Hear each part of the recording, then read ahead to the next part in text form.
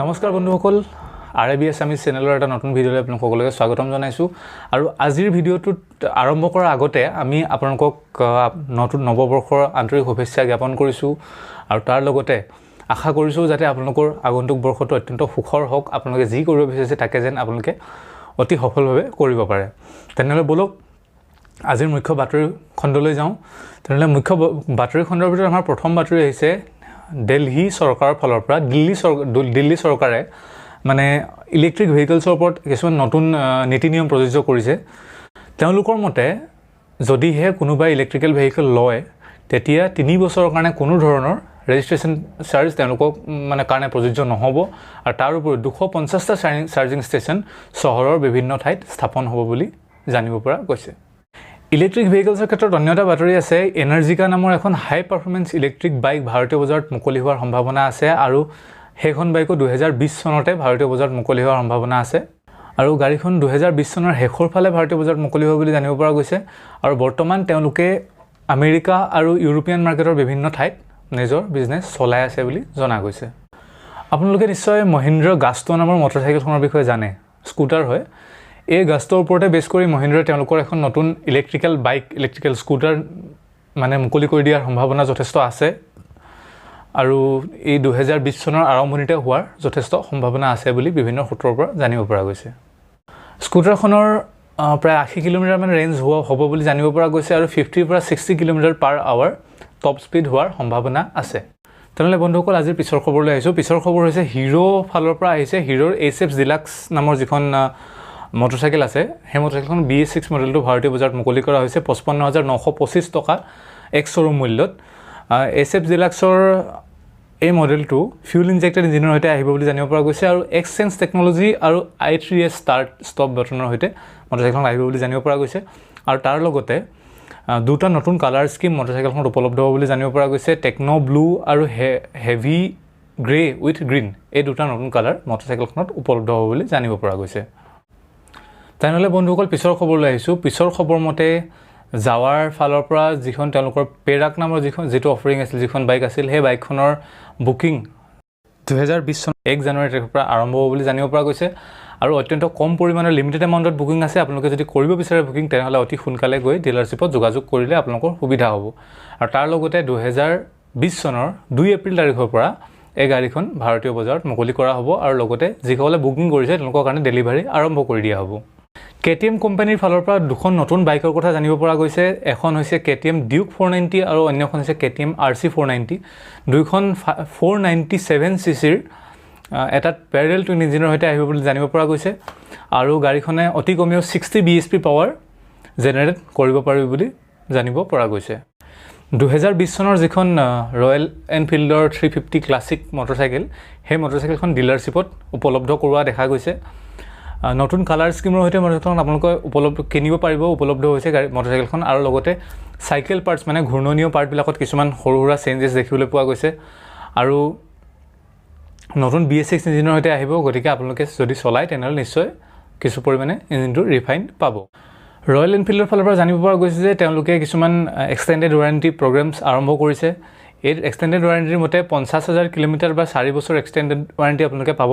ল'ব পাৰিব মানে আৰু ইয়াতে ফ্ৰী পাৰ্ট ৰিপ্লেচমেণ্টৰ সুবিধাও আপোনালোকে এই এক্সটেণ্ডেড ৱাৰেণ্টিৰ ভিতৰত পাব পাৰিব গতিকে আপোনালোকৰ যদি আছে ৰয়েল এনফিল্ডৰ বাইক তেনেহ'লে নিশ্চয়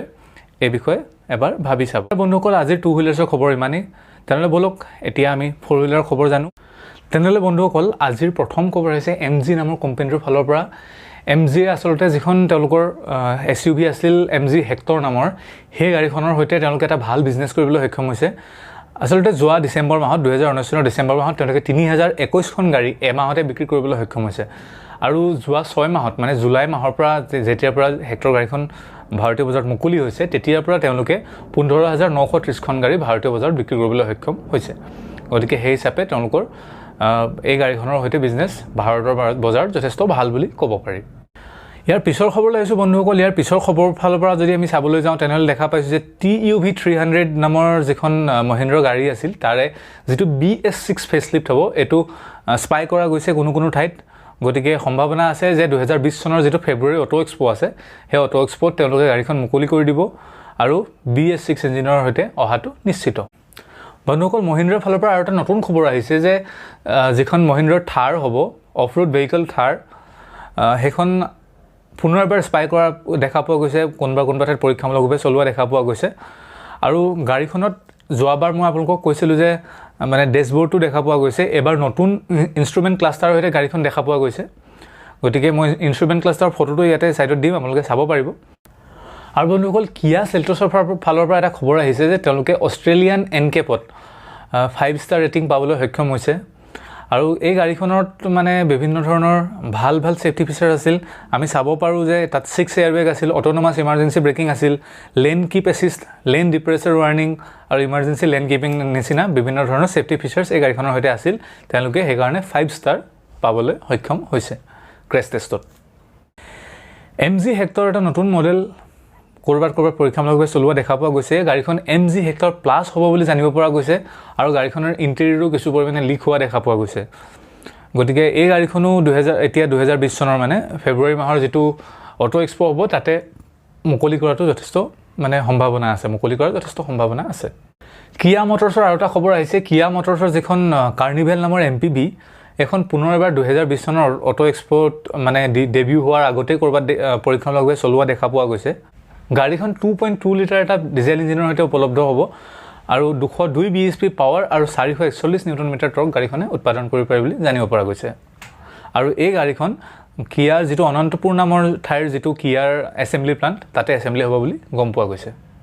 আপোনালোকে ৰেনো ট্ৰাইবৰ বিষয়ে নিশ্চয় জানে এই গাড়ীখনৰ যিটো পেট্ৰল ইঞ্জিন হ'ব 1 লিটাৰ পেট্ৰল ইঞ্জিন হেতু অহা 2020 চনৰ মাৰ্চ মাহত ভাৰতীয় বজাৰত মুকলি হোৱাৰ সম্ভাৱনা আছে আৰু লগতে AMT ভেৰিয়েণ্টটো অতি সোনকালে হোৱাৰ সম্ভাৱনা আছে বুলি জানিব পৰা গৈছে আৰু তাৰ লগতে BS6 আপগ্ৰেডেশ্যনৰ সময়ত ড্ৰাইভাৰৰ কিছু পৰিমাণে মূল্য বৃদ্ধি হোৱাৰ যথেষ্ট সম্ভাৱনা আছে আজিৰ শেষৰ খবৰটো হৈছে মাৰুতি সুজুকিৰ ফালৰ পৰা কোৱা গৈছে যে তেওঁলোকৰ যিখন ভিটাৰা ব্ৰিজা নামৰ SUV আছিল সেই SUVখনৰ ফেচলিফ্ট অতি সোনকালে ভাৰতীয় বজাৰত উপলব্ধ হ'ব আৰু তাৰে কিছুমান স্পাইচত মানে কৰবাত পৰীক্ষামূলকভাৱে চলোৱা কৰবাত দেখা পোৱা গৈছে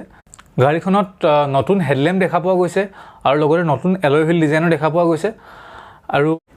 গাড়ীখন অতি সোনকালে ভাৰতীয় বজাৰত উপলব্ধ হোৱাৰ যথেষ্ট সম্ভাৱনা আছে তেনেহ'লে বন্ধুসকল আজিৰ গাড়ী মটৰ খবৰ বাতৰি ইমানেই আপোনালোকৰ ভিডিঅ'টো চাই কেনেকুৱা লাগিলে ক'ব আৰু তাৰ লগতে আপোনালোকৰ কিবা গঠনমূলক দেহা পৰামৰ্শ যদি থাকে তেনেহ'লে তলত কমেণ্ট কৰি জনাব আৰু তাৰ লগতে আপোনালোকক মই আকৌ এবাৰ অনুৰোধ কৰিছোঁ যে আপোনালোকে নিজৰ সুৰক্ষা সামগ্ৰীসমূহ ব্যৱহাৰ কৰিহে গাড়ী মটৰ চাইকেল যেন চলায় যেনে হেলমেট ছিট বেল্ট আদি সদায় ব্যৱহাৰ কৰিব আৰু ইয়াকে কৈ আজিৰ মোৰ ভিডিঅ'ৰ সামৰণি মাৰিছোঁ নমস্কাৰ